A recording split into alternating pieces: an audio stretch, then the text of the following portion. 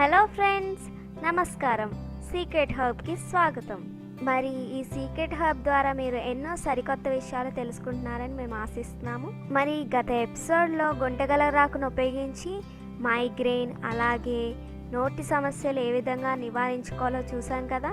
ఒకవేళ మీరు ఆ వీడియో కనుక చూడకపోతే కింద డిస్క్రిప్షన్ బాక్స్లో లింక్ ఉంది, తప్పకుండా చూసేయండి. అలాగే కళ్ళ అందాన్ని పెంచి దృష్టి లోపాలను నివారించే గుంటగలరాకు కాటుకను కూడా ఏ విధంగా తయారు చేసుకోవాలో చూసాం కదా.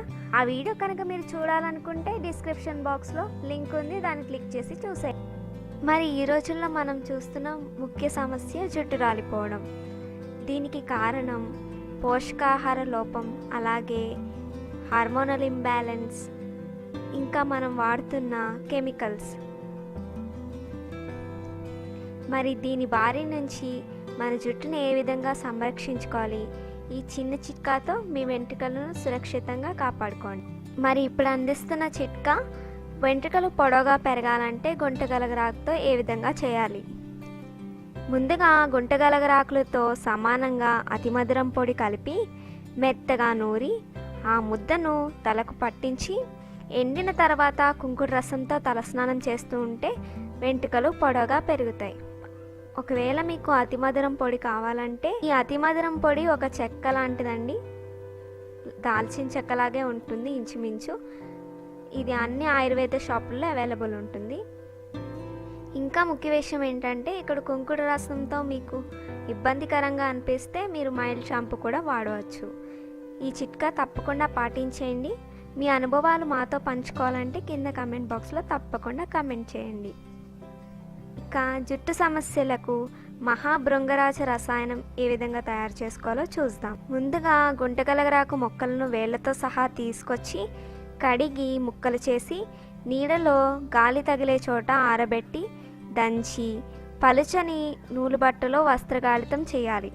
ఈ చూర్ణాన్ని వెడల్పాటి గాజు లేక పింగాణి గిన్నెలో పోసి ఆ చూర్ణం మునిగే వరకు మళ్ళీ పచ్చి గుంటగలగరాకు రసం వేయాలి. ఈ రసంలో నీళ్లు కలపకూడదండోయ్. ఈ మిశ్రమాన్ని కలిపి రాత్రి నానబెట్టి మర్నాడు పగలంతా ఎండించాలి.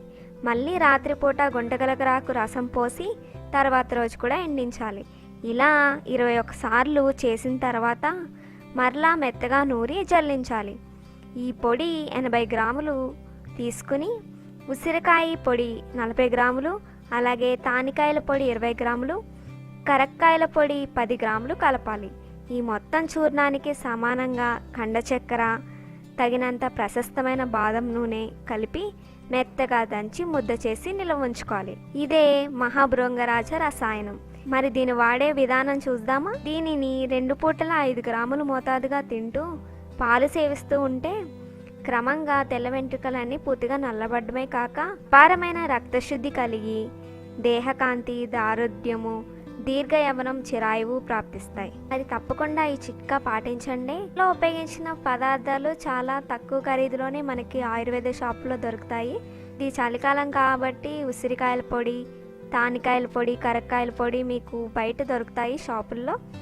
ఇవి మొత్తం కాస్ట్ ఎంతో 100 రూపీస్ కూడా ఉండదు. సో దీన్ని తప్పకుండా పాటించండి. మీ విలువైన ఫీడ్బ్యాక్ని కింద కమెంట్ రూపంలో కమెంట్ చేయండి. ఇంకా మరిన్ని వీడియోస్ కోసం తప్పకుండా మా ఛానల్ని సబ్స్క్రైబ్ చేయండి. అంతేనండి, కేవలం చిన్న చిన్న పదార్థాలతో మహాభృంగరాజ రసాయనాన్ని తయారు చేసుకో. మరి దీనివల్ల చాలా ఉపయోగాలు ఉన్నాయండి. తప్పకుండా ఈ చిట్కా పాటించండి. మీ విలువైన ఫీడ్బ్యాక్ని కింద కమెంట్ రూపంలో కమెంట్ చేయండి. మా వీడియో కనుక మీకు నచ్చినట్లయితే లైక్ చేయండి, షేర్ చేయండి. ఈ చిట్కాలన్నీ మీ పొరుగు వారితో పంచుకోండి. తిరిగి వచ్చే వీడియోలో కలుస్తాం. అంతవరకు సెలవు. మరి నమస్కారం.